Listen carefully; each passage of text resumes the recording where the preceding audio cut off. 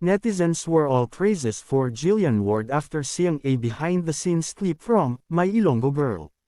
According to Lar Santiago's report on 24 na oras, Wednesday, the video showed how Jillian was held mid-air by staff for a confrontation scene.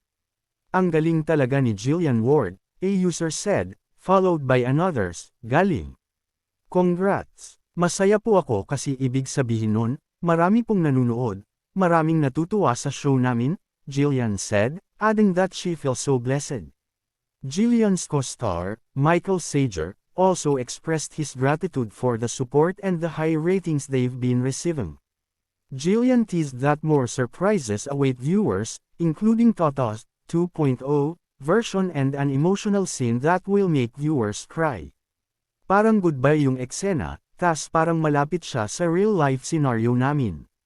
Nung sinyo-shoot namin yung eksena, na-feel ko na genuine pala talaga si Michael. I mean, yung pagiging caring niya, yung pagiging mabait niya talaga sa akin, she said. When we did the scene, I was looking into Jill's eyes, and naramdaman ko talaga na I cherish ko na tong moments na to cause I don't want to take it for granted.